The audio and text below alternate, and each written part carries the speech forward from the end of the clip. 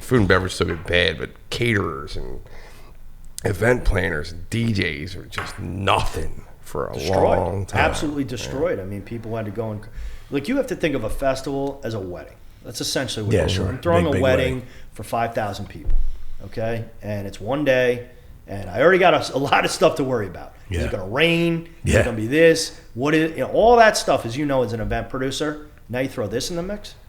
Now you ask me to, like, become somebody that has to juggle this every morning, answer these questions. And then at the event, like, I want to have an event. I have to be able to make money. I have to run my business. What are the steps I have to do? How do I warn people? Like, all these things that you don't ever want to have to think about. It's a lot. And it's just you. It's just you making all these decisions. Right. And all you want to do is run a business that, I get texts all the time. Come to our city. We love this. We have amazing fans. Like, I have gotten to the point with a business owner where I know this works. Right. I know it. Just let me be able to do my thing. Yeah. Do you find yourself gravitating towards certain areas of the country that are more open? Well, one thing that I stayed in Maryland is because they have a really good vaccination rate. Okay. Great. And I saw the way Hogan ran things, which is now I'm a little bit more worried about the mayor. The mayor really likes masks, but Hogan, their governor, has been pretty good to look at the numbers. And he, I think, epitomizes leadership. Okay. Because he said to Maryland, we got to get to this point in vaccination. But I liked a lot of the ways he did it. And he got there. And so I think his promise is going to be, we got here, so I'm not going to shut you down. I'm not going to cave in, because I feel like we did what we had to do. Right. So I feel pretty good about all that. Like I said, the city scares me a little bit more. It's tough enough. I mean, this is what's crazy. I do this in Baltimore. Okay. Yeah, in Baltimore. Baltimore is a tough city to do something in, but that area is great. It's an awesome area. Power Plant Live is a great venue. And the thing about it is, have you ever been down there? I worked there for 3 years at Exelon, the power utility company. So you stayed across the street at the hotel. It's Power Plant's awesome. We take over the whole street. Yeah. And it is tailor made, because when you're doing these things, you got to get up at 5 a.m, put everything together. What you don't have to do there is the bars are set up. They're already there. Your infrastructure, your bathrooms, all those things. You just got to come out in the street a little bit. And it's a great facility to do all this stuff. So what can it hold there? What's the capacity? We do like 5,000, you set up, but we take over the streets and everything. Got it. Yeah. But now, would you do that at other live events too, or other live? Yeah, we'll configure it to wherever. More Cordish Brothers places, like the one up here. Yeah. So that gives us the ability then to have the relationships and then pop into the different cities without having to build a whole infrastructure and stages and all that. Yeah. But we got people flying in. Like, I get awesome. Texas, all over, to come to Baltimore. The city doesn't embrace us. There's no PR. Get out of there. No. And this is what's so sad. And if you see what's happening in Baltimore, nobody cares. Now, why do you think that is? Because, as I had one person told me, fun stories like this don't sell. No, but why don't you think, like, let's say the mayor's office and whatnot will want to grab onto that, because it's such a big event that they're going to politicize it and say, well, this is a super spreader? Maybe it's the COVID, but I don't think so, because we were kind of trying to get PR before, like in the lull, in June, when everything was like, hey, we want all the stores and we want publicity. I just don't think they're tuned in to the things that can make a successful city, and part of it is having great events that people are coming to Baltimore for the weekend, driving there, of course, flying there. Not come for one day, Great people. This police officer came up to my dad in 2019 and said, how did your son get all these people here? Like, this is amazing. We love this event, That's great, man. And cities should embrace it. I mean, events are I think what people don't understand is events. Like, we live by events, Imagine some of the events that you think, like, I got to go to that. Look, 3 concerts this month, man. I'm excited. Yeah, it's just that day that you can frame in your head and just you had a great time. Maybe you didn't see friends for 6 months. And I think that is one of the big things that's drawing people to all that right now. Like you said, I didn't see anybody. I just want to go out, dance, go see people. We're social creatures. We are. We really are. Yeah, absolutely. I remember being at the Adelphia and being like fucking I was on stage with Wink or whatever and you and just being so proud of you guys, man, because there were so many fucking people. And that one was hard. That was our first, and that was a bitch. That was our first foray. It blew up. Like that space was small, hard. It was tight, a challenging space. No infrastructure. Right. Plus all those bars in there. This is one thing that people don't understand. That was the Piazza. Because they were like, it was so busy. But what they didn't know is there were 4 bars that closed when we were supposed to do it. Remember it rained? Right. In between there. So we lost all that. That was like 200 people that could go in those. Those are pretty big bars. Yeah. So we lost some of that infrastructure that would have really helped out. But still, it just shows you the power and the power of the pickle. I love that. That's awesome. So I know you've done some event producing in the past as well. So, and that's fascinating. That's kind of where we met. Like I think we met at events. I think it was at Harrah's early on, and obviously the Deck. Yep. Tell us about some of the biggest ones you've done. I know you've done some real big ones with like I think like DMX back in the heyday, Flo Rider, stuff like that. Absolutely. Yeah. So, I mean, I'd kind of been in the event game since UD.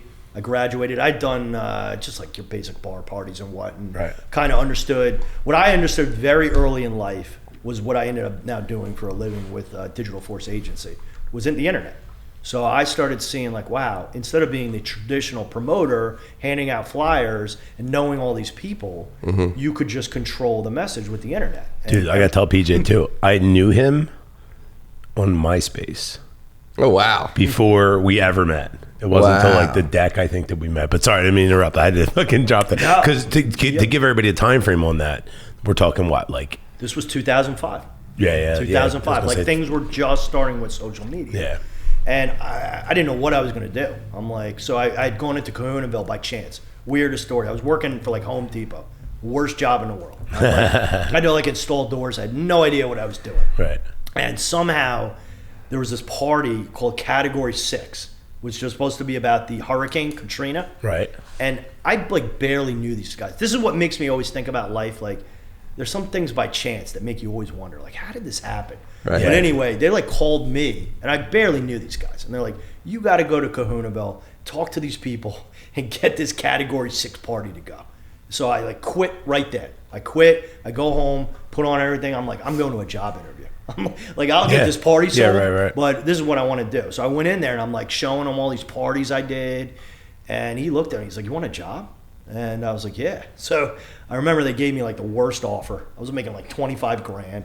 But I insisted that I was a manager. I'm like, manager, you got like certain perks, like free food and stuff like that. So I'm like, all right. My first like 2 or 3 months there, I was dating this girl. I did nothing. I literally did nothing. Like sat in a cubicle and online gambled and like would go home. And she was like, what are you doing? And this was like the tail end of Kahunaville. You know, like the glory days were there. People were just riding it out. Right. And I'm like, what am I doing here? Like, so one day they call me in and they're like, you're going to do this G&O. We already have the idea, girls' night out. We're going to do it on Thursdays, and we want you to headline it, put it together. So I'm like, great, okay. So I think about what I'm going to do. I'm going to get these 30-year-olds, the whole nine. It was like during the winter. It was horrific. There was like 12 people there. And I remember the guy who was my boss, Mark Green, was like, listen. He called me beside. I'm like walking through the restaurant. I'm like, all right. He goes, listen, you got 3 weeks to make this successful. You're fired. I'm like, really? God damn. So I go to work and I just like started piecing things together. And that's how I always looked at parties. But one thing I noticed was like MySpace. I'm like, I just seen this and I'm like, maybe I could use this as like a tool. So 3 weeks later, we like turned this party crazy. We had like girls like shooting whipped cream off each other and we were putting it all on MySpace. And like all of a sudden I started watching and people were coming to the door. And I'm like, oh, this is interesting. And we used that as like a sales thing. 2 months later, literally 1,700 people are showing up. I'd also convinced them to do 18 to get in, not to drink. 18 to get in for girls, 21 for guys. And I'm like, Mark, they do this in New York. I'm from New York. This is the way we do it. Yeah, right. So this line is down the block by the summer. Like, this is the place to be. It's a legendary party. Literally, ATF agents are like in the party, tackling people. It's insane. Like, I literally had to sit in a meeting with David Tuttleman and Mark Green, and the ATA are like, do you know what he's doing? And I'm like, I'm not doing anything. He's putting stuff up on MySpace, and it's going viral. But anyway, we're making so much money. And holy shit. I'm putting more people in there than Green Jeans by the end of it. Right. And but Kahuna closes. So that's like it. And I'm like, what am I going to do now? And people were like, hey, you should just throw your own parties. What year did they close? This was like 2006. Yeah. They closed. And I'm like, I really thought I was going to go back to New York. I didn't know. So I'm like, I'm going to throw this one party. I called it the Pink Party. The Pink Vodka came out. Yeah, I remember that. And they were like, it was at this like pool hall. And we promote the heck out of this. Again, this is during the winter. This just shows you like the dimensions of where life can go. It was supposed to snow so much that day. And I knew the party was going to be good because Victoria's Secret, like this girl was like, they're all sold out of pink. No one can get pink. Oh, right. And I'm like, okay. So for 2 days, every bar I go to, they're like, oh, you're doing the pink party? Too bad it's going to snow. It's like a huge snowstorm. And I'm like, oh my God. So I'm like depressed. And I go to bed. I'm literally like, if this doesn't work, I got to go home. Like, I got to go figure something out. Yeah. So it's probably like 7 o'clock at night. And the guy who's running my door calls me. He's like, where the hell are you? I'm like, yeah, I'll be there at like 9. You know, he's like, dude, there's a line down the block for this thing. Like, you got to get here right now. So I go over there, and I remember thinking at like midnight, like looking up at the sky. I'm like, it didn't snow. And this thing was so big. So we blew up that way, and that's how I Where was that at? That was at Bank Shots. Oh, no way. Yeah, in Wilmington. I remember it got like so big, like the owner, he was like, we got into a fight. He's like, I'm just going to do this myself. Typical, like, oh, yeah. not against do you. this. It's not against you. You guys. It's the venue. It's not the fucking... And I'm like, you're absolutely not going to be able to do this to yourself. And we like got this huge fight, and I destroyed him. Like, he didn't do it. I like put the bar out of business, literally, by like telling him, do not go there. And I wasn't like proud of that, but I was also young and stupid back then. But then I met Richie Rich, and we went up to there, and I remember going to Lagoon. I'd never heard of Lagoon. And people were like dying for a deck. Yeah. And I went up there, and I'm like, what the hell is this? I was like, I thought this was like a third dimension. You know, like there were some grimy people in this place, and it was the old Lagoon, you know, like the end of it before the deck. So I remember like a couple guys that work with me. They're like, what are we doing here? And I'm like, this deck. That's why we're here. Yep. So we take over. We throw this like Friday night party. It builds every weekend. By the end, again, we're blowing it out. Billy's like eyes are coming out of his head. There's people coming from all over. And, you know, he was supposed to turn that into condos, but it went into the deck. So we continued that. But I started then seeing, like, I'm like, wow, like the industry is getting harder and harder. Yeah, it's harder for sure. Like to get people out, the whole nine, and especially my crowd, like, because they're in their late 20s. I was going to say, everybody's growing up too. But they're starting to grow up a little bit. So I started the writing on the wall. I'm like, this is going to get harder and harder. And the deck started to lose its luster a little bit. You know, there were things there that could have been done better.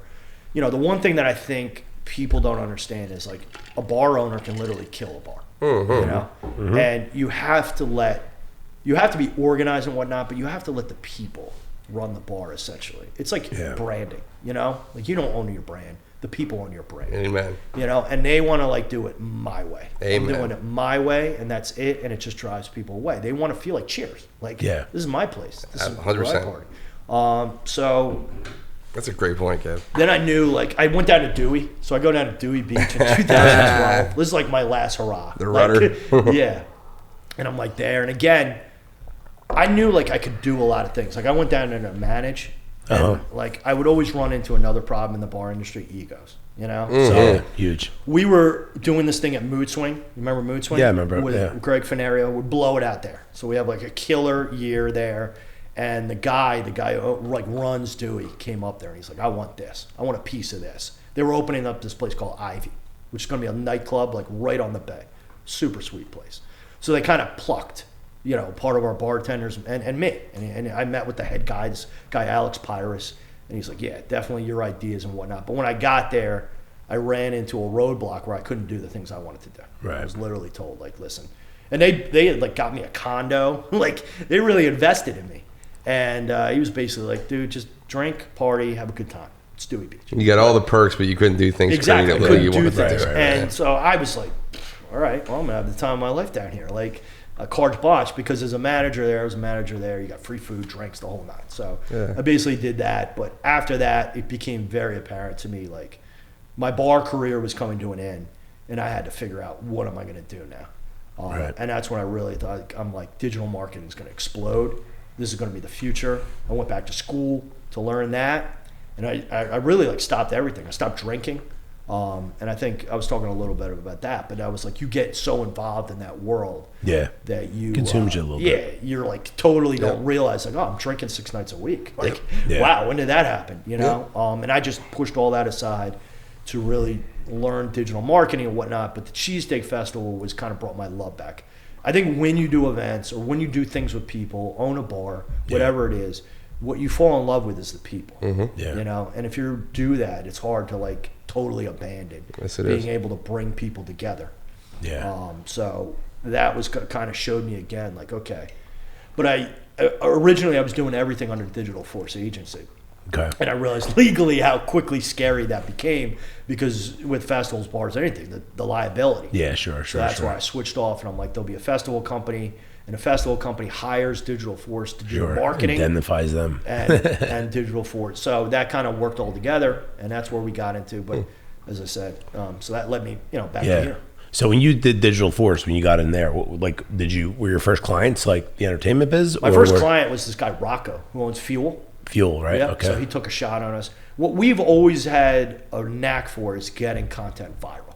Okay. Right. When you get something viral, the most amazing things happen. You want to build an Instagram, you go from 100 followers to 20,000 followers in like 4 days. Okay. Right. It's life-changing stuff. Right. You want to go sell 5,000 tickets, you sell them in 3 weeks. Right.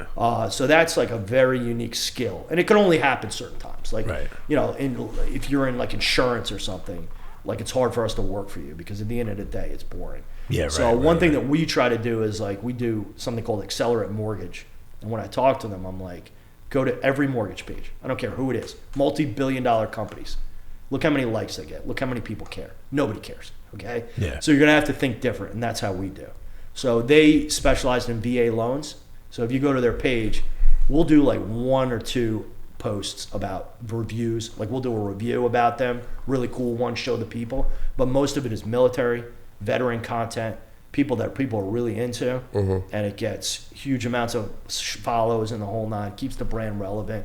And then you figure out ways then to spice it, to like put in links, stuff like that. And you know when you're doing this how you can move to like the e-commerce side of things by using that viral content. Interesting. Nice. Yeah, I wondered about that because I know you were in the brand. I remember Fuel. I remember you guys kicked that off because you just had the office up, I guess. Yeah. And what we really do is we're also like, we consider ourselves like a digital branding and marketing agency. Branding, yeah, exactly. So we understand the branding side of things, the logos, all that, and the way you have to draw an audience in. Right. To make yourself like, you can't, too many people think of marketing or digital marketing old school, just one way conversation. They don't realize like it's the real world. You gotta communicate with people. It's conversation. You can't just advertise. Buy this. Eventually, think about it like a friend. If a friend kept telling you like, hey, you got to buy this, eventually you're gonna be like, screw you. Amen. Yeah. What do you think is the most like powerful and or I guess relevant advice for somebody building a social media presence? For example, I'm a true believer in email marketing. I still think today it's very relevant. Here's why. My Facebook page may you may be able to go and find out what band's playing Friday or Saturday night at my bar. However, if you already are on my email list, it's already in your email, so you can go look at it and pull it right up and know what the schedule is. And to me, I think that's so much more sticky than having to force somebody to go somewhere to look for it. It's already there. And I think I've seen an emergence recently of kind of SMS outreach. I've seen a huge emergence. I have a bunch of friends using it, a couple businesses hard to ignore. Yeah, it's hard to ignore, right? It's right there. Most people are going to look at it even though they don't want to look at it, and then they're going to not get pissed off about it and move on. So any thoughts on kind of some of that stuff, or what you see as the next kind of, I think it's all platform based. It's all like what you're trying to do. And that's why we're diverse. So like with the Big Dill, we have a I Love Pickles group, 73,000 people. Now, the group is just good for everyday engagement, trying to make people feel like they're at a bar almost. Like they're in the neighborhood, they're having conversations, they're talking to each other. Right. The crazy thing is Facebook has gone so overboard. I just had to shut a group down, okay? Not shut it down, but like put it on hiatus almost. And it's so sad because that should be the beacon of what Facebook is, okay? It's able to bring 73,000 people together that like pickles. Yeah. But everything is run by an algorithm now. Sure. Okay? Sure. So nothing's a human interaction. So somebody might say, you're an animal. with a smiley face. Okay? Right. That's being sarcastic. That's almost being like a compliment. Almost. Right. It was never meant to be a bullying. Flagged as bullying. Right. You get a strike. Right. Okay? You start seeing your strikes. Now, I've invested thousands of dollars, time, we all have, building this page. You're 2 strikes away from being deleted like that. Yeah. Now, and that's like the craziness that we're like working in. So you have to think about that with your digital assets too. Playing by the rules, being deplatformed, like all these things come into that you never had to think about. So that is one thing that I'm going to agree with you with the email. I always tell people, get your own data. Get your own data, because when you're on their platforms, they own you. Whether you like it. You've just built really what they want you to do is work for them and contribute data. Great point. And in return, they'll give you access to the audience that you really built. Right. But you should consistently be running ways to collect your own data and eventually move them onto your own platform. Whether you have an app, whether you have something that you can control the narrative, it's always the best investment you can make. Right. You know? Yeah, I know me personally, I could do a better job of like pixeling, and just pulling people out of that platform. Yeah. It could be a happy hour party. It could be a birthday. When a happy hour for you and 10 friends for your birthday. I think Jason did that at Bootleggers so well. He did the business card. Like old school. The business card thing. You put your business card to win a happy hour. Everybody won a happy hour. Yeah. He just spread it out over 6 months, you know what I mean? And then had multiple groups kind of come together, and then you were for sure, Heather was going to be behind the bar, and her and another bartender, and they'd have open bar. It would always be I'm pretty sure like a younger bartender didn't know what the hell they were doing, but it was well drinks, some cheesy ass shot with probably energy drink in it, and Bud Light. And that was and you got 2 hours, and that second hour ended like a half hour after the band came on or something like that. You weren't going nowhere. Because all of a sudden you turn around, there's just nothing but hot girls coming in the bar and your friends. It evolved around. It was the 40 people that started the party every night, and but back then it was like dropping the business card in the tip jar or whatever, the pickle jar. Now it's like fishbowl. Yeah, now it's like we need to sort of do a better job at pulling people from that social media and getting them to drop, their info into something we own. Data trap. So I'll give you an example right now. We're sold out. The event's sold out. Right. But I had people all the day. Can I get tickets? Can I get this? Yeah. Can I get on a waiting list?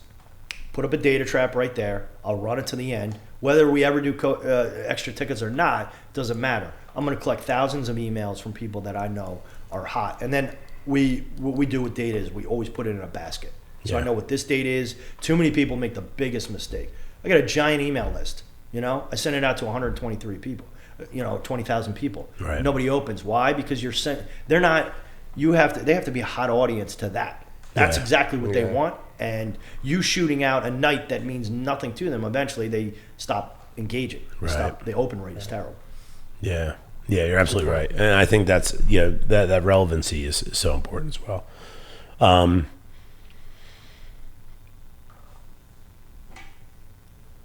I'll take just where are we at? The awkwardness we can cut out. That's easy. Yeah. Just think where do you want to go? Where do you want to just where do you want to go from here? I mean, we talked anything more on digital force or socially we want to dive into. See, that stuff's great because we'll clip that and that'll get huge rates. I think we should just tie into the censorship thing a little bit. Yeah, why don't you start talking about where we're going to be going? Yeah. Okay, so I'll ask the question. Just ask what scares you the most about movies? Yeah. Yeah, so what scares you the most with all this, we're relying on these companies for their platforms. Like we're beholden to big tech whether we want to be or not. Sure. And you mentioned about having 70,000 plus followers or, group membership on a group that's not your platform. Like, holy fuck. And you put that out, like you said, I'm a big fan of advertising on social. So, I feel like that's how we build a lot of our crowds. Well, you don't have all the cards, but I think what I'm starting to see, and I really didn't become aware of this. I'd heard about it, but about COVID was the first time that opened my eyes of you're on these platforms, you rely on them, you make a living, you've invested heavily, but you now could be taken away from you. Right. And maybe that's because your narrative doesn't line up with their narrative, And I don't think this is anything we ever thought with social media, but it happened so quick. And people think, what happened in 20 years? But it's like the universe. It's nothing. Yeah. It's nothing. So they got so ahead and so rich and so powerful. Yeah. And I'll give you a real example. you can't sue Facebook. You can't, even if you're the U.S. government. You don't have enough weapons. Because the way our legal system works is they have an endless checkbook just to tie it up forever. And they have the resources other people don't. So they're so powerful. And now if they come together and they're like, we're all going to come together, okay? And you said something, you became something in the world that might even be true, Joe. Like you're a real proponent that like we're really scared about this. Eventually you become so much of a voice that they remove you. Right. You can't bank. You can't email. You can't get on any platforms. You can't get any traction. You've essentially been removed from society as we move more and more into a digital world. I mean, that is a lot of power to be able to give somebody. And we only think of it as one or two people. Like this all started when I really looked at it, Alex Jones. Sure. Alex Jones was the first guy. Yep. And the thing is Alex Jones crazy? He can be. Yeah, sure. But there's some other stuff that Alex Jones has said that you're like... Came true. Yeah, came true. So, but everyone applauded when he was off because he was just a crazy guy. But most people were like, no, you don't understand. It doesn't just stop with him. Eventually, they'll come for you. You know, the biggest thing that I look at in this country where we have failed right now, I obviously run a social media company. I need to be on Facebook. I need to be on these platforms. You know me. I used to be pretty vocal, you know. I curtail what I talk about. I think about things. When I'm on social media now, I think about everything. How's this going to look? What's this going to look? Yeah, it's hard. That's a failure right there, you know. And I understand it's a private company, but the scariest thing in a society, the reason that we won the Cold War is because great ideas rise to the top. And in the 80s, you could go to the grocery store and you could go look at a magazine and it would say aliens have taken over the world. Right. And you didn't believe it, okay? Great ideas always win.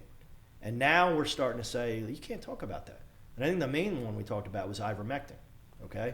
Or the lab leak, you know? And I had nothing to do in March. Like, once we shut down, first of all, I knew the whole pandemic was coming. Like, I was wearing a mask in January, and I would go to the office, and Anthony and everybody like, what are you doing?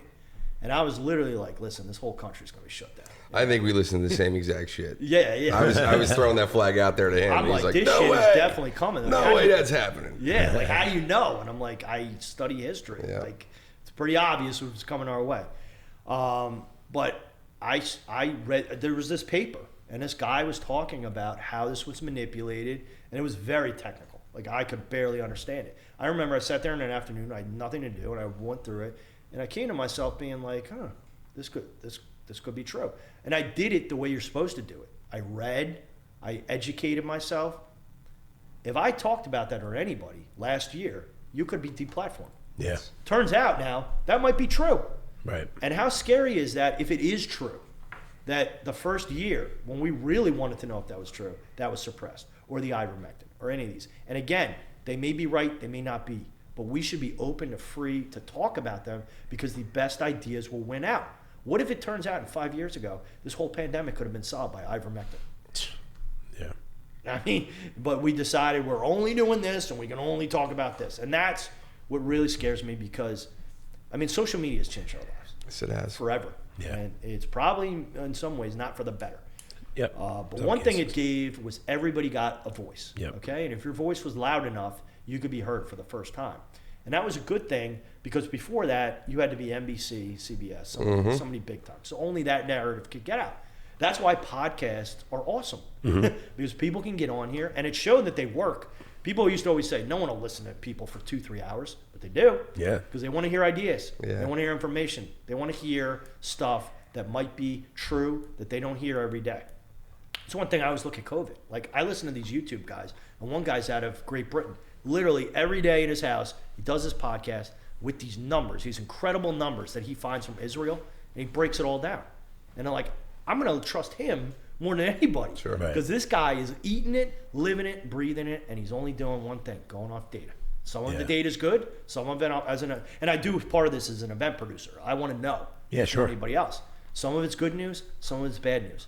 But it allows you to educate yourself and be like, okay, I kind of and make decisions based on the data, which is something that data doesn't lie. No, and I think once you have conversations that are intentionally being squashed and they're shutting down dialogue between an issue is when you really have to start fearing things. You know what I mean? When you can't have a conversation. Correct. You know what I mean? Like you said, this is, as human beings, we're all about gathering data and gathering more information. And when you're not given the ability to do so by the majority of the platforms in this country, it's a scary shit, really scary shit to me. Correct. And what if it becomes all conservative voices? Yeah. We don't want to hear conservative voices. No, we don't like what you're saying. Yeah. And where does that go? And that becomes the other thing that they don't understand. Again, everything has a reaction in this world. So you suppress people's voice, the next thing that comes is violence. Sure. Because the voice is the release, the valve. Right. I'm upset. I want to talk about it. You can't talk about that. Right. All right. Well, I'm going to bottle it up until I'm really upset. Yeah. No, that's a good point. God, it's scary. It scares the shit out of me. It really does. It does. It does. So with, I know you're on top of that, and you have one of the biggest events of your life coming up. Yeah. So what are some of the precautions and things like that you're already anticipating doing, regardless of whether you I try to look like, all right, where's this going to go? So, and then you mentally have to put in yourself like, all right, what's code 9?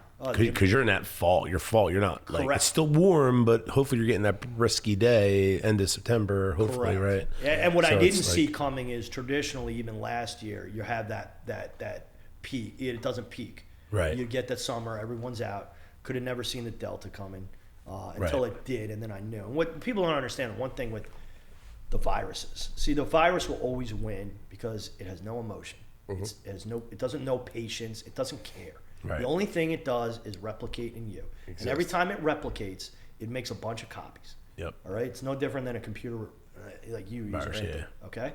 Most of them are terrible. Actually bad for the virus. They die off. But once in a while, it's like keys. And it's like click, click, click. Oh, I found a new pathway. I knew I found it. So that becomes the dominant variant then. Because it, like Mother Nature, strongest survive, And then it's going to go into there. You have to go through these rounds.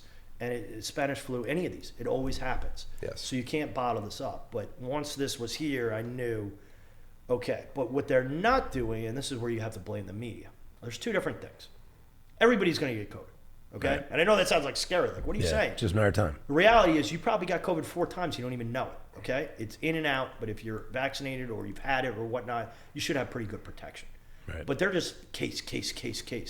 It's really about the deaths. Okay? Are people dying? Are they in the ICU? That's the only number I want to hear. You mentioned Israel. Yeah. I think their whole baseline is based on deaths only. Exactly. Right? Like exactly. Because cases are scary. Like, oh my God, 300 cases. But if nothing's happening to these people, it means nothing. Amen. All right?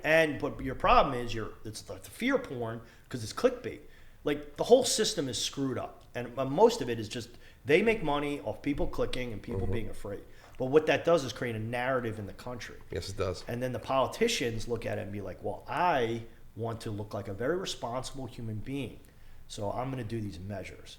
But unfortunately, the measures are destroying the small businesses. And this is like COVID.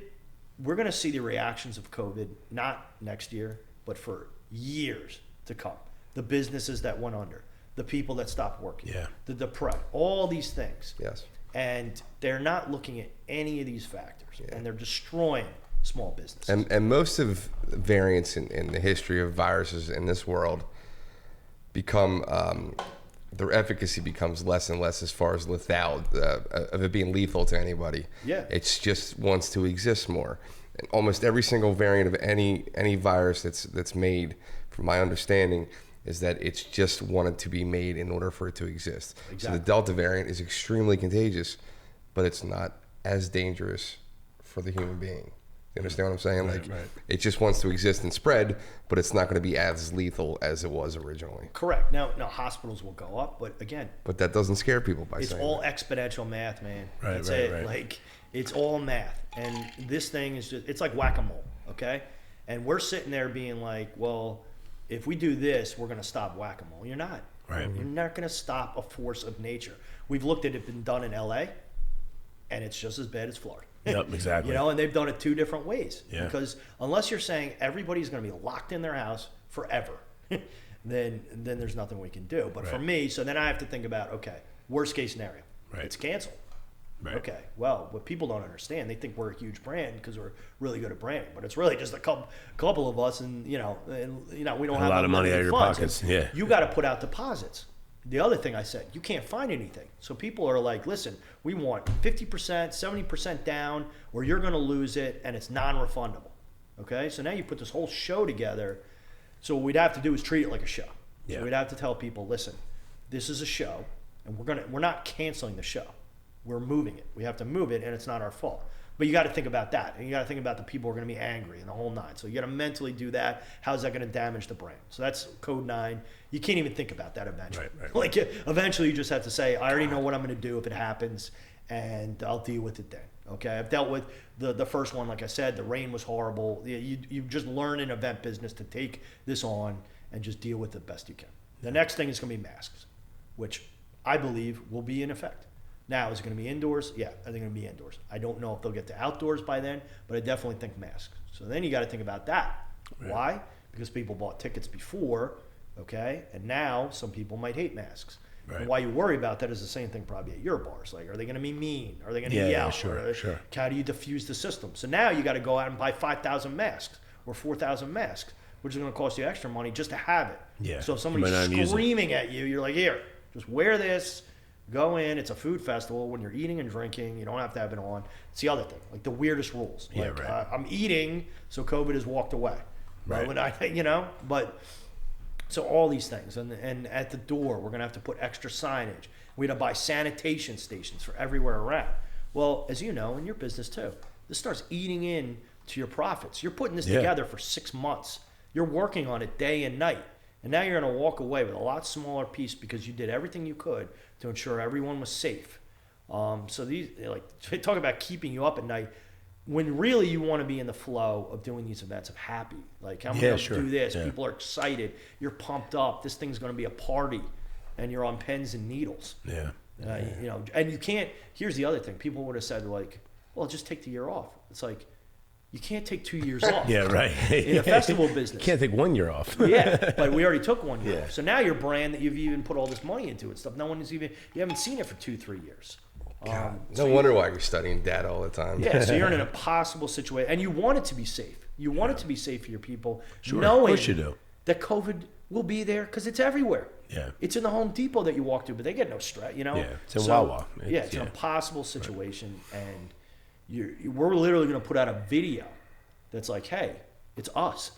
we run this thing. It's just a bunch of us, man. Cool. And we're trying everything we could to make this as safe and possible. Transparent. Please be kind. Please understand. That's a great idea. There's going to be temperature checks. There's going to be stuff. You may have to wear a mask, but you get to go to this event, and it's still going to be awesome. Yeah. And if you go in with that mindset, you're all going to have a good time because you may not get to do this for a little bit. We don't know where this is going. Yeah, who knows? Winter is coming, right? Yeah. See, Game of Thrones, man. they knew. But I think, like we were talking about, the reaction of people. People want this, and that has been so understood. Which is you sold out in a month. Yeah, you can't. On top of your brand, it just proves that people want people it. Want people that. People need to have fun. People need to have a good time. They need to look forward to stuff. Yeah. And if they don't, they're gonna lose it. Do you have problems with people scalpers? I don't, because again, we're like really good at digital marketing. Yeah, so it's all online. I catch everything. Like no, but I mean, like people reselling tickets. They try. But we shut down all the channels. Got you. They always control the narrative. Yeah. So we run all the channels. All my channels, like I have to approve you to get posted and stuff like this. Okay. So I see everything that comes through. Right. And then, listen, I'm like Big Brother now for this whole thing. But we know how to like keep everything in check. And I always say, be transparent with people. Be transparent. Be open. And you won't run into problems. Yeah, where you run into problems is you're like, you're trying to change things up and whatnot. Sure. But yeah, it's definitely stressful. And it's like, we had a talk today. When are we going to put out this? We're going to make kids wear masks. When are we going to put this thing out? And then we decided, well, let's just take it another month because there might be more stuff that we have to talk to people. So it's true. It's fluid. Yeah. Now, the only thing as a good entrepreneur is let's make some pickle masks. So it's like, you're going to have to wear a mask, but here's the mask you'll mind, stuff like that. So you try your best, man. Yeah. Yeah, and then there's, really what you should be focused on is making sure all your live shit's ready for to promote the next city, right, that day or whatever, fuck, you're out there. Now, you got like Saturday nights packed out, right? Are you even thinking about COVID at this point? I am whenever it gets busy indoors is when my like sort of spidey senses. Like, has anybody hit you up ever? No. I mean, I think Delaware County is very sick in our neck of the woods, right? Yeah. It's a big country we live in, but in our neck of the woods, I think that, we went through it. We went through it and we did what we had to do for a long time, and we've been visited both by the LCB and Liquor Control Board and, the health department, and we tell them what we're doing. And look, sometimes, it goes past what is probably by the book. It has in the past, and you try your best just to talk to people and try to explain the situation. But it eventually got to the point where somebody walks in the door and they look around, they know exactly what they're getting into. Yeah. They know exactly what's happening. Or if they're there and all of a sudden more people start coming in, they know what environment they're in. And I think that's hard, but at least that allowed me to sleep a little bit at night. We'd still enforce masks and run around, but to your point, I'm usually the person that's in charge of people having fun. Yeah. And now I got to be the person that's in charge of people, trying to ruin their fun. And that fucking sucks. Yeah. And sometimes I just want to stay home. You know what I mean? But so that's hard from my perspective. But I think it's I just look at the numbers. When case rates were down and things were going well, I would feel better about things. So I won't worry about things so much. In December when we got shut down, that sucked because it was 3 weeks before Christmas and no notice. That really sucked for my employees and for our, collectively our employees and people of this business. But if I remember correctly, that was like a real low point in this area because of what you said. Yeah. The holiday and people coming off Thanksgiving and all that. Yeah. Well, that was my biggest gripe in this state was when we got shut down for Thanksgiving, the night before Thanksgiving, which is usually the biggest night of the year for neighborhood bars. We got 48 hours notice. Right? Yep, I remember that. I mean, our food and our beer, everything is ordered a week prior. Yep. Our shifts are already filled in. People are already counting on that money. Yeah. And all the governor had to do was sit down with, a panel of people in the industry or business people. Yeah. And say, you know what? Yeah, I'm sure that you can do this. I'm sure you're going to do this, but give them advance notice. Yeah. And they didn't give a shit. And that really hurt. Yeah. Well, I think that's the real challenge too. Is like there aren't enough people in leadership positions that have ever been in business. That's exactly right. Yeah. And when you're in business, you have that. That's why I said to you, like this whole thing was supposed to be set up.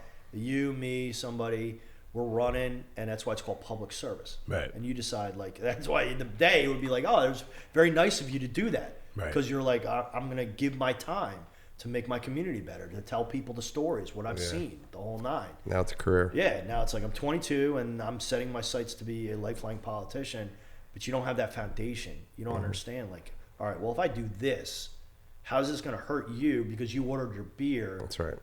A week before? So not only am I shutting you down, but I'm going to destroy you with this. It's crazy.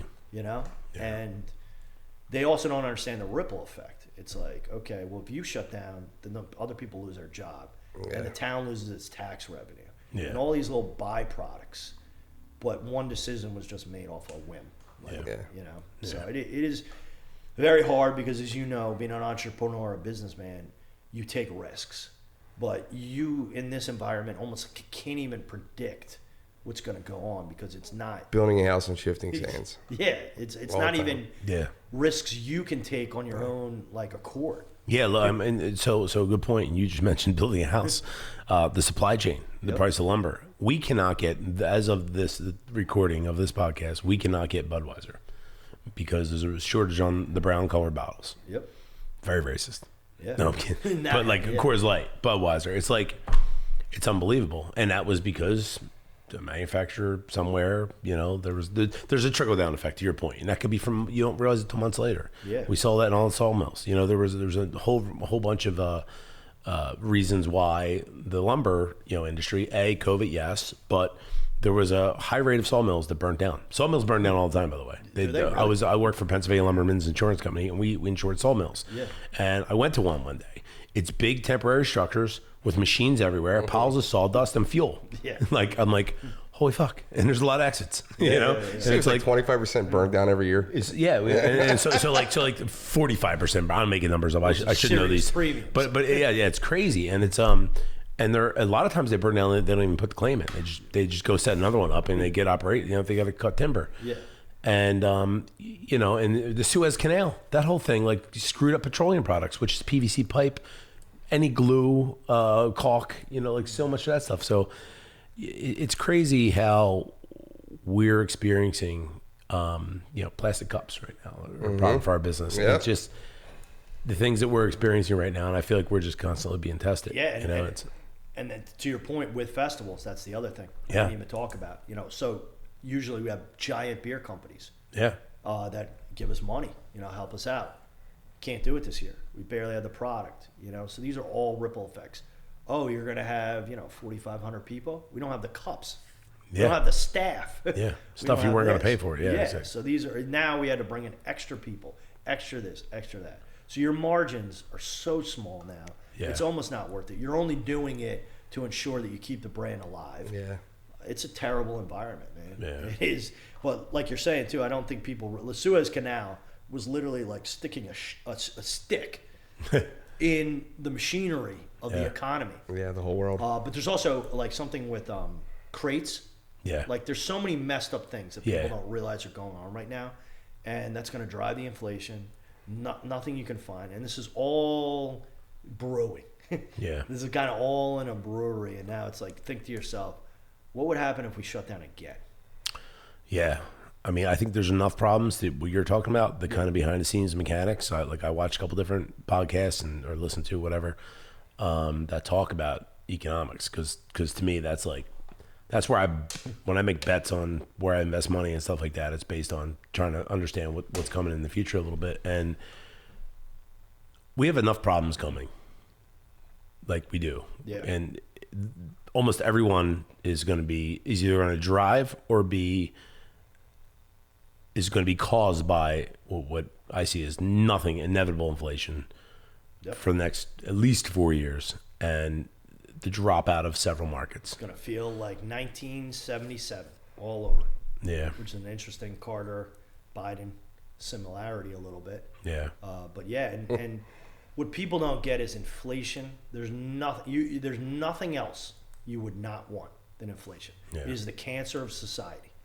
It drives, because what you're going to destroy is the middle class. You're absolutely going to destroy your average guy that's making a decent living, but now he's got to go and his eggs are $12.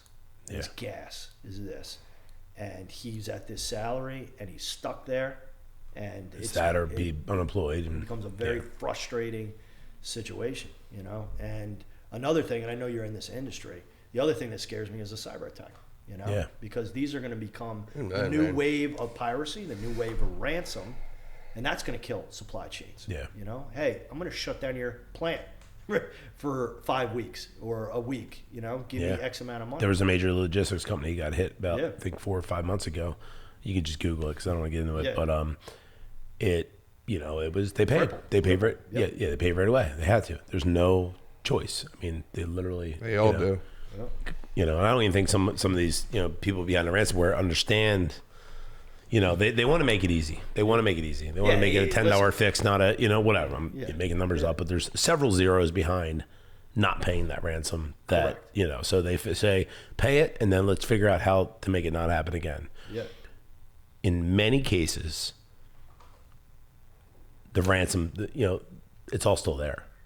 Like, they don't go clean the environment the way they should. Like, there's these companies that will come in, and go through and sweep through your whole environment and re-image computers and do all this stuff to kind of get you cleaned up and tighten up security, and they're not doing that. Yeah. They're paying it, and they're hoping it goes away. Well, they don't understand it. Yeah, I mean, I tell anybody, if you want to get into any industry right now, your little kid, just say, get into cybersecurity. Yeah. Right now, because that's the future of where the warfare in this world is going to be fought. Yeah, no doubt. There's a book called 2034 that talks about the next world war. Oh, yeah. And it's like we have this huge military in the whole nine, and it's all about how we have a massive cyber attack. And I think what COVID showed me most is like how fragile we are. Yeah. Like the lights go out on the East Coast for a month. Yeah. Everything stops working. And it's like this great superpower that we believe, this bubble that we survive in, all of a sudden goes away. And it's like a scary scenario. Stalin always said that every society is 3 meals away from collapse. Yeah. And that is, and like, remember when like you couldn't get certain toilet paper? Yeah. And I started seeing there, like, oh my God, like this thing can go south real quick. Yeah, no doubt. And I think, some of that might have been some of that might have been just people jumping the gun a little bit. Sure. I think a lot of it is, but panic, like panic buying and all that. Yeah, it does. And I think I can't not ignore the water crisis in the world. And there are some really important people in the world working on that, but yeah. At our multiplication rate, speaking about viruses and fractals and stuff like that, I'm not gonna be able to drink water in 10 years. I was out in Las Vegas. I think it's worse than that. I think they're saying it's like 7 or 8, or maybe it's 20. I'm not sure, but I heard about like 10 years. Certain countries really having a problem because their technology is not up to speed to be able to purify that much water. Yeah, and also like I was out in Vegas, and you should see the Hoover Dam. Like it is down so much. Wow. And people like that's the other thing that's above everything that we talked about that can be world in the world. People don't realize whether you believe it or not, and there's different takes on it. Listen, we've warmed and we've cold, so there are different things. But yeah, sure. The reality is we are warming, and if we keep getting warmer and warmer, it's going to feel like a nuclear bomb like you've never heard. So another thing that I think a lot about, and we experienced this in COVID, was, we were all forced to do virtual stuff. I think I was messing around with the concept of karaoke, and I told you about that. Sure. And, that was more to give my patrons something to do to keep me sticky to the brand, right? Like, I was thinking like, you taught me. But I worry about, I see people are coming out because they're like let out of the zoo, so to speak, or like they're let out of jail. It's like the Renaissance. Like the Roaring 20s. Yeah, a little bit. Yeah. I mean, but I feel like not really. Like I feel like, yes, I was hoping that's where it would go. At times I feel like it is that way, but I'm worried about people still staying at home. I'm worried about people still doing virtual shit. I'm worried about kind of that. And what do you, when it comes to our brick and mortar business where we rely on people being in our places to consume our products, what are I guess, some of the things how do you see that changing, or what's the dynamic we need to start thinking about when it comes to social media or how we interact with people? Yeah, so this is going to sound a little outlandish, but I look at the world now like 50-50.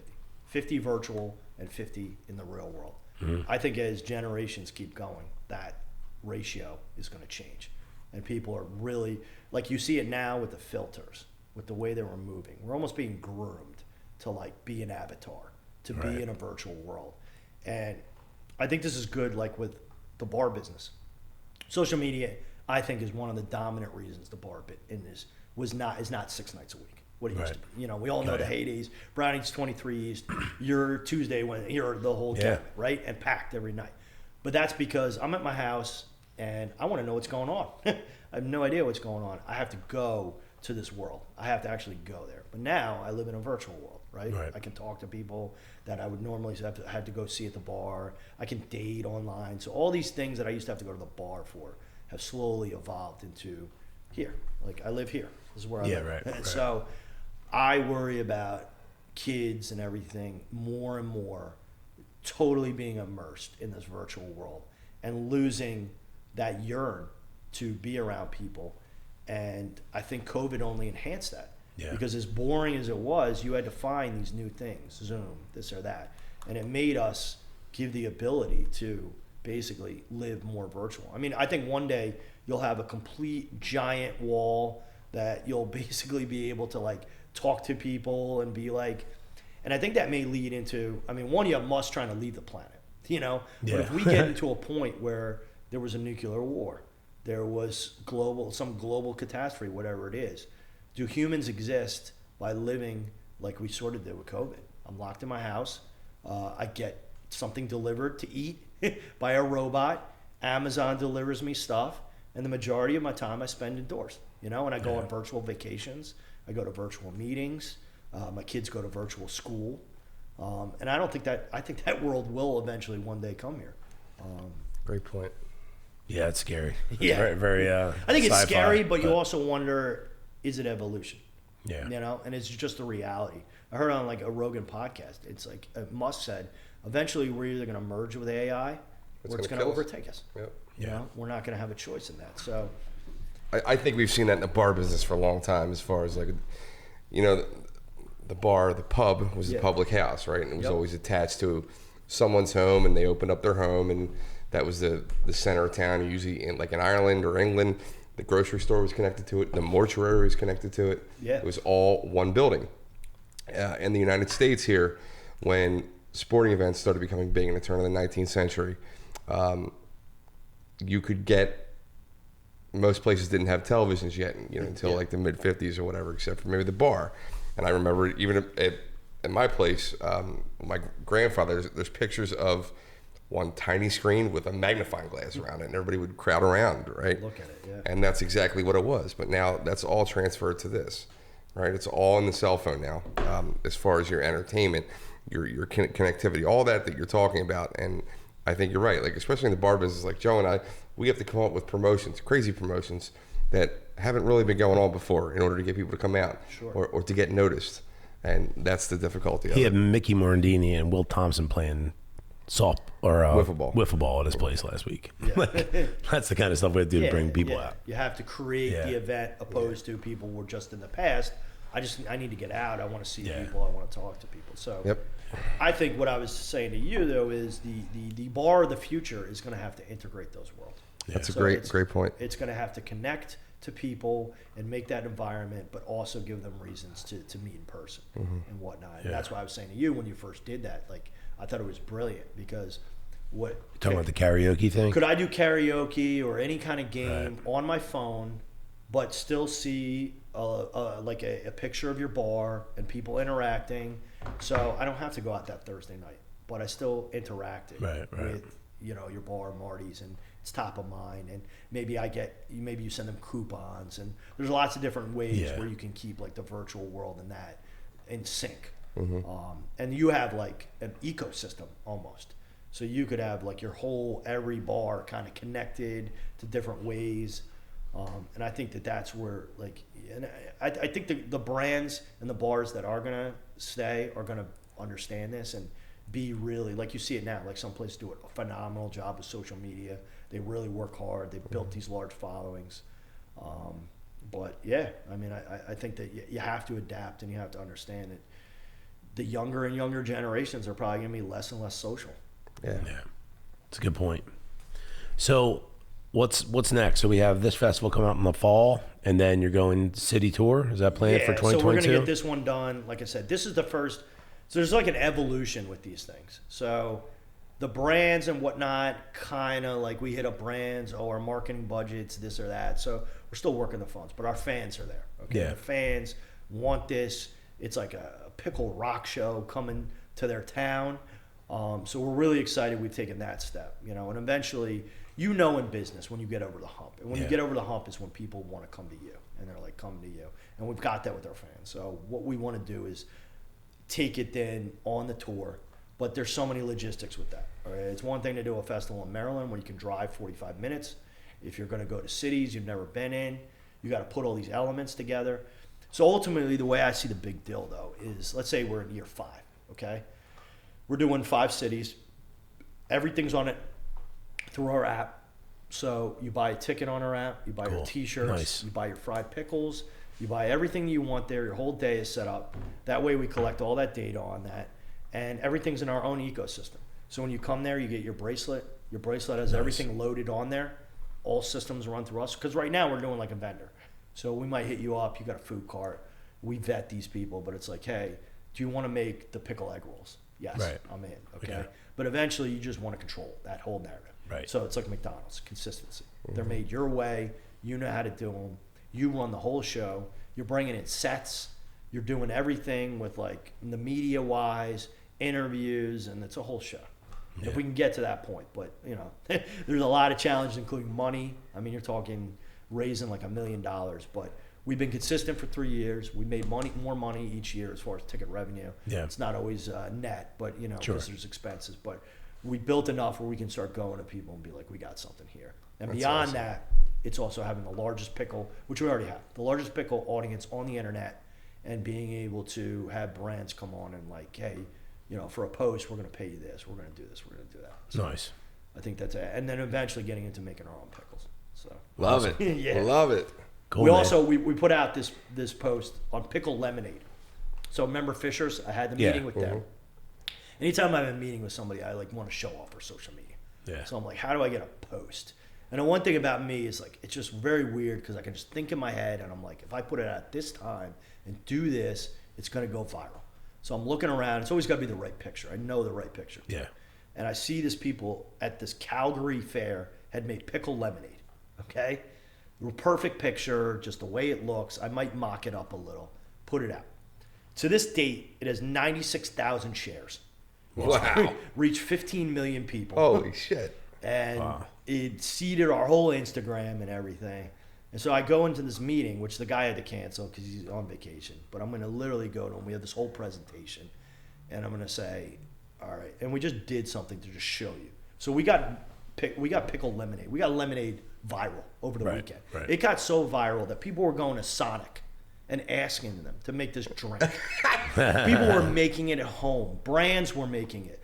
We pulled the data on Google, and the line just goes straight up. And that's just showing him, like, yeah, that's what we can do. Like, we can literally put a thunder strike down, and boom, it goes all over the country. That's amazing. And we did the same thing with our festival. We announced our festival, 22,000 shares. People, like, hitting us up from Canada. It was, like, crazy. And boom, just sold like that. So wow. That's the power. Like I said, there's nothing like viral because it's almost like you get in sync with everybody. Yeah. Like their mind. Like, and they're just, it's just a very odd thing. You can, and that's how powerful it is. Like you can get 1 million people to do something. That's right. Like that. It's amazing because I think when you think of social media and technology, there's just people that they don't understand, so they don't go near it. Yep. Right. Then there's the people that they might get a flash in the pan and realize the importance of it, but never really study it or understand it. Right. And then there's guys like you that can figure it out and use it to your advantage so well, man. That's pretty damn cool. But I always tell people this, and this is not my fear, but why it keeps me up and keeps me planning. The higher you go up, the bigger the expectations. Sure. Okay. Yeah. So 2019, I got to tell you, it was a struggle. Yeah. Maryland is not like a pickle town. Baltimore is not like a hot space. People didn't know about it. Here, I think it worked because Picklesburg does the biggest pickle fest. So people had already kind of understood what that would be. So we really struggled to sell tickets. I remember literally thinking in August, like going to the gym and being like, this might be it, man. Like, I don't know, because these things are so expensive to put on. And I say my prayers and whatnot. The next day, just thinking about this, I'm like literally like, what am I going to do? I need a miracle. I need something. The next day, somebody wrote a big article about it that went viral, and we sold all the tickets and that. But it was so localized that we can do our thing and whatnot, but it wasn't on the map like this. So now you got people flying in and stuff. They're ready. Yeah. They've been so ready for this. You have to do well. You have to give them the best day. And that's why we've kind of made decisions like, all right, let's get that. Like we got like this video arcade coming in that's a giant trailer that has like all these video games in it. And we're just like, get that. Shit, And it shrinks our margin. But we creates that experience though. Yeah, we call it the best day ever. So you better leave thinking like, wow, that was the best day ever. Because we know this. Keep investing in your brand. All these people are going to leave. They're all going to be talking about it. Yeah. And it's only going to grow you. So then you're able to make your journey go. Too many people fail because they have that one strike of success and they don't invest back in. They're like, oh, I'm going to go buy a car. I'm going to go do this. And it's like, no, you haven't made it. Yeah, right. You've climbed one step up the mountain. You've gotten that closer to the moon. Yeah. But you're not there. Great point, Kev. Awesome. And that's where people get stuck. I'll leave you with this. Barstool Sports. Yeah. It's like my Portnoy. icon. Yeah. And he started in 2004. Literally going bar to bar, like handing out pamphlets and whatnot. He just bought the rights to the Arizona Bowl. So it's going to be Barstool Sports. Not just the rights. And you're going to understand this, Joe. And like broadcast, streaming. He took it from CBS. And he had that quote. He was like all giddy and whatnot. And he's like, I'm that much closer to the moon. But he's been at this for so many years. People don't know. He was sleeping on his parents' couch. He was doing everything, but he never gave up climbing the mountain. And he's almost there. And that's an amazing story. And that to me is the American dream. And that's like the biggest thing that I'm afraid of in this country as well, is that is becoming so much harder with regulations, with this, with that. And that's what our country's about. It's all about risk and reward. Yes, it is. And shooting for the moon. And if you lose that, if you stifle that, and part of that is like giving out money and everything else and making everyone on an equal plane, you're going to destroy this country. You're going to destroy everything that made us great. So you're not for universal income? Listen, I think there's a way to look at everything. Obviously, we have issues, but I think that people get too caught. You can't solve everything, man. Nothing's perfect. There's never a perfect society. But come on, we've done great things. We've done great things in this country, and we've created great people, and we've had great lives here. Let's not try to reinvent the wheel. And I think that we have a lot of people that are like, no, we could do it this better and help everyone. These things don't work. They've never worked. Amen. Right. Well, dude, man, good, best of luck this fall. We're excited for it. We're excited for you, and look forward to you coming back Joe, and checking us out. This. Obviously, the week before, but sometime in September when we got everything set, I'm coming out to the bar. I haven't seen the new place. Yeah, I appreciate it, man. I just want to have a beer. Sounds good, man. And, relax. And just relax for a moment. But awesome. I always appreciate, and it was great meeting you today. Thanks, you, man. Absolutely. I wish you guys nothing but the success. I know I've heard everything about Dolan. I know Joe's place. So I always have, a soft spot for the bar industry. Thanks. It's an awesome thing, and it gives communities and people and generations to grow up. That's right. And it's an awesome thing. So. All right. Thanks, brother. Yep. Appreciate it, man. Thank you.